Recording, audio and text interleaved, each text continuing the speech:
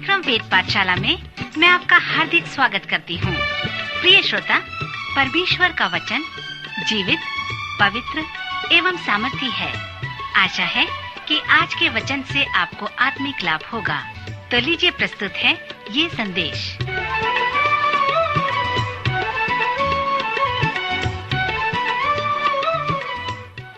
नमस्कार श्रोता मित्र, वेद पाठशाला के इस अध्ययन में आपका स्वागत है।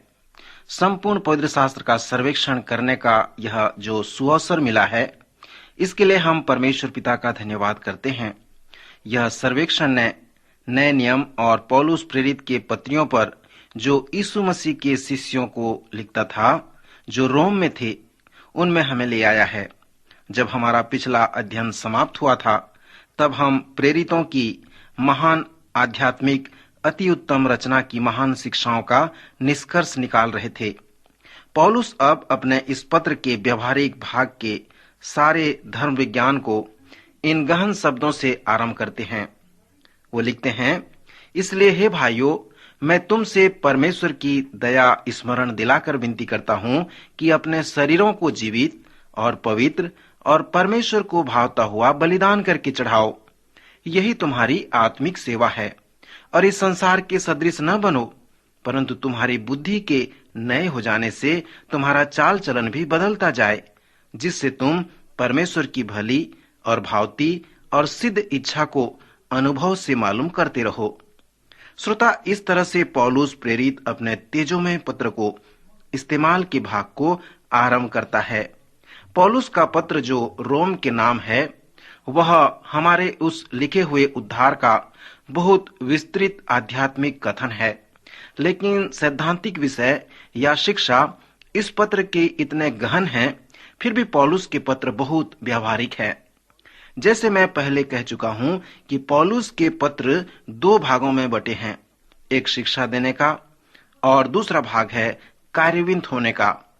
हम पाते हैं कि पौलुस हमसे विनती करता है कि उसने जितनी भी सच्चाई हमसे बांटी है, उनको अपने जीवन में हम लागू करें। सर्वप्रथम परमेश्वर पर और तब अपने आप पर। पौलुस हमसे विनती करता है कि जितनी भी शिक्षाएं उसने हमको दी है, उन सबको हमें मसीह के देह में लागू करने की आवश्यकता है। और इस प्रकार वो कहता भी है, जिस स्थानीय कलीसिया के जिसके विषय में एक भाग है, तब पौलुस इन सब सच्चाइयों को सरकार पर लागू करने की विनती करता है। पौलुस के पास बहुत कुछ है कहने के लिए हमारे सरकार के साथ संबंधों के बारे में।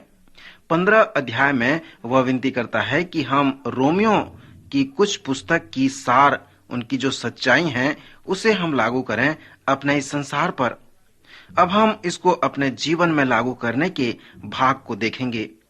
हम लोगों ने पहले ही विचार किया है कि पौलुस ने हमें कैसे बचाया है, कि उस सच्चाई को परमेश्वर पर लगाना है।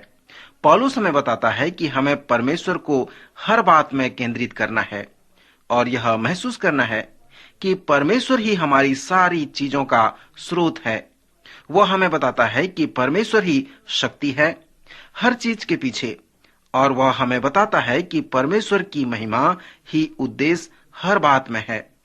पौलुस हमें बताते हैं कि हमें इस सच्चाई को अपने पर कैसे लगाना है। हमें परमेश्वर की भली और भावती और सिद्ध इच्छा को मालूम करते रहना है। उस पौलुस की पत्रियों के परिणाम के स्वरूप में जो कुछ सारी चीजों के बारे में है, उसको हम देखेंगे। 12वें अध्याय में पौलुस वो आत्मिक वरदानों के बारे में बहुत कुछ कहना चाहता है। पौलुस कई प्रकार के आत्मिक वरदानों को समझाएगा। पौलुस अपने पत्र में जो कुरिन्थियों के लिए था, और भी गहरी और इस आत्मिक वरदानों के विषय में आगे जाएगा।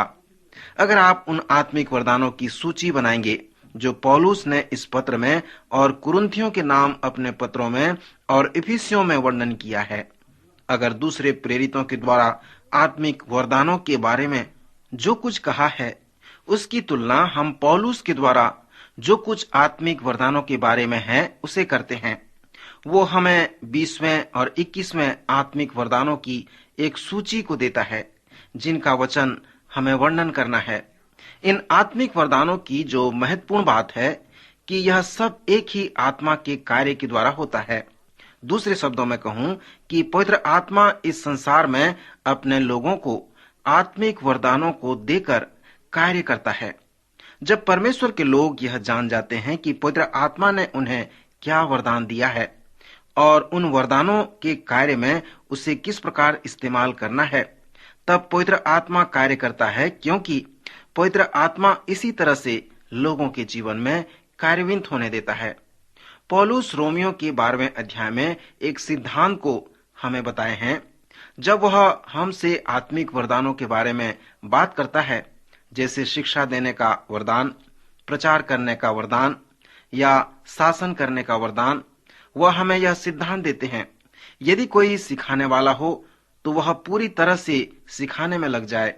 जब आप अपने उस तरह के वरदानों को जान जाते हैं तो उस पर पूरा ध्यान लगाएं और मसीह की देह में दूसरे से आशा करें कि वह जाने उनको क्या वरदान मिल सकता है और अपने वरदानों को बढ़ाने में वे लगे रहें। इसका अर्थ क्या है कि हम सबको एक दूसरे की जरूरत होती है। प्रेरितों के काम के 6 अध्याय में हमें इस तरह से भेद को बताया गया है। जिनके पास आत्मिक वरदान थे वे सब पास्तरी वरदान थे। उन्होंने उनसे कहा जो व्यावहारिक थे कि तुम व्यावहारिक रीति से वरदान पाए हुए लोगों हो, तुम कलीसिया के कार्यभार को देखो और हम पास्तरी लोग अपने सेवा को आगे बढ़ाएंगे, अपने जीवन को प्रभु की सेवा में लगा देंगे। परमेश्वर इस निर्णय पर आशीष देता है। इस निर्णय का अर्थ है कि जो वरदान आपके पास है उसको बढ़ाते चलो और दूसरों से आशा रखो कि जो वरदान उनके पास है उनको और बढ़ाने की कोई आपको जरूरत नहीं है। अगर आपका वरदान शिक्षा देना है तो आप शिक्षा देने में सब कुछ लगा दें, पर इसका अर्थ यह है कि आप प्रशासन नहीं कर सकते। संयोग से आप किसी बाइबल कॉलेज के शिक्षक हैं या कलीसिया के पासवान हैं, आपको यह आशा करनी है कि उन लोगों में किसी न किसी के पास प्रशासन का वरदान है।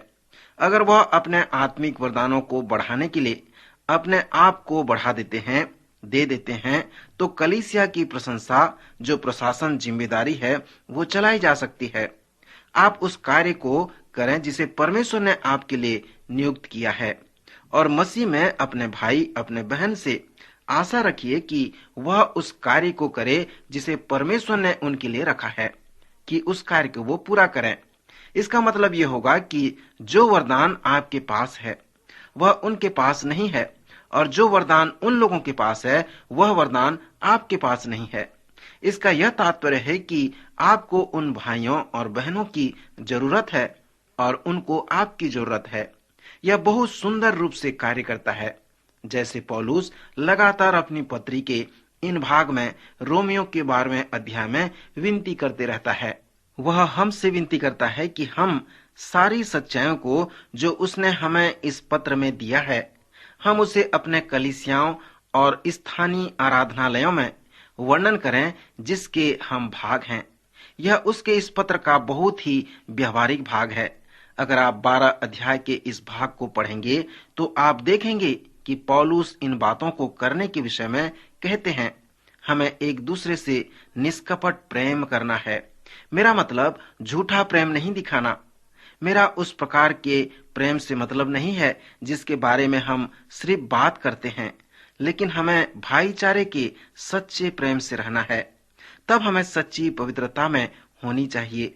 बुराई से घृणा करो और भलाई में लगे रहो। हमने सच्चा पश्चाताप हमारे जीवन में होनी चाहिए। वचन में पश्चाताप एक बहुत ही महत्वपूर्ण शिक्षा है। जैसे हमने रोमियो की पुस्तक में पढ़ा कि हम लोग पापी ही हैं और हमेशा हमारे पास ऐसे समय आते हैं कि हमें पश्चाताप की जरूरत पड़ती है या हमें पश्चाताप का अनुभव होता है। पौलुस अपने 12वें अध्याय के इस व्यावहारिक भाग में कहते हैं, हम में सच्ची दीनता हो, दूसरे लोगों को महिमा देने दो, साधारण लोगों में पूरी रुचि लो, अभिमानी न बनो। दीनता जो है वह मसीहियों का गुण है जो प्रेरितों के कार्य सूची में सबसे ऊपर था। तब पौलुस कहते हैं, हमें सच्चा मेल मिलाप रखना होगा। आजकल हम समानता के बारे में बात करते हैं। समानता विचार यह है कि हम सारी संप्रदाय को एक साथ आगे ले आएं। कई बार समानता या एकता इस सच्चाई पर आधारित रहती है कि हम सब हर बात एक समान करते हैं। वह एकता नहीं हो सकता। कभी कभी हम इस सत्य पर आते हैं कि कोई भी किसी भी बात को किसी भी तरह से विश्वास नहीं करता, और इसलिए यह हमारे लिए बहुत ही आसान है कि हम एक साथ होकर जाएं। फिर भी पौलुस जिस समानता के बारे में यहाँ बताकर कह रहा है वह सच्ची समानता है। यह सत्य पर आधारित है कि हम सब एक परिवार के सदस्य हैं। सत्य के इस आधार पर कि हम सब मसीह में एक हैं और एक ही परिवार के सदस्य हैं। जब पौलुस कहते हैं भाईचारे के प्रेम से एक दूसरे पर माया रखो, उनका अर्थ यह है कि हमें एक दूसरे के साथ सच्चा प्रेम रखना है, जैसे भाइयों के बीच में होता है। एक दूसरे के साथ मेल मिलाप के साथ बने रहना है। यही सबसे महत्वपूर्ण सच्चाई है पौलुस के सारे पत्रों में। तब पौलुस कहते हैं कि हम में सच्ची सेवा का भाव हो, उसको साथी भाइयों को जिसको जरूरत है उनको दो। पौलुस सेवकाई को एक आत्मिक दान बताते हैं। सेवा करने का अर्थ यह है कि आप सिर्फ पहुनाई करने के लिए नहीं हैं, पर इसका अर्थ यह है कि तुम प्रेम से लोगों के पीछे लगे रहो। तब पौलुस कहते हैं हमारे पास कुछ वास्तविक कार्य होना चाहिए। तब बहुत ही तीव्रता को आप इस संसार में देखने पाएंगे। मुर्गा जिसके सिर काटने के बाद भी उसके पूरे शरीर में बहुत तेज चंचलता होती है, लेकिन वो चंचलता क्रियाशील होती है। वह कुछ भी हासिल नहीं कर सकता। शैतान परमेश्वर के लोगों से झूठ बोलता है कि कार्यशीलता के द्वारा उत्पत्ति होती है। कार्यशीलता जरूरी नहीं है कि कुछ उत्पत्ति करो। कार्यशीलता उत्पत्ति का प्रतिनिधि नहीं है। जब पौलुस कहते हैं हमारे पास सच्ची कार्यशीलता होनी चाहिए, वह कहते हैं प्रयत्न करने में आलसी न हो, आत्मिक उन्माद में भरे रहो, प्रभु की सेवा करते रहो। प्रयत्न शब्द असल में वहां व्यस्तता को दिखाता है। इसलिए पौलुस कहते हैं कि कार्य में लीन होने में आलसी न हो। आलसी नहीं होनी चाहिए, क्योंकि हम कई चीजों में लगे हुए हैं। पौलुस ही वह व्यक्ति था जो अपनी प्राथमिकताओं को जानता था। पौलुस कह सकता था कि यह एक चीज मैं कर सकता हूँ। मैं सोचता हूँ कि बहुतों को ऐसा कहना होगा, मैं यह हजारों चीज पर प्रयोग किया पर इनमें से एक भी अच्छा नहीं कर पाया। पौलुस यही अर्थ बताते हुए कहते हैं कार्य में प्रयत्न में आलसी न हो, आत्मिक उन्माद में भरे रहो और प्रभु की सेवा करते रहो। श्रोता मित्र, इस अध्याय में हमने देखा कि किस प्रकार हम प्रभु की सेवा को बड़े विश्वास योग्यता और निष्ठा के साथ कर सकते हैं। यदि परमेश्वर ने हमें आत्मिक वरदान दिया है तो उन आत्मिक वरदानों को पहचानें और उसके अनुसार प्रभु की सेवा को पूरा करें। प्रभु आपकी सहायता करे कि आप अपने वरदान के द्वारा प्रभु की सेवा को बढ़ा सको। प्रभु इन वचन द्वारा आपको आशीष दे।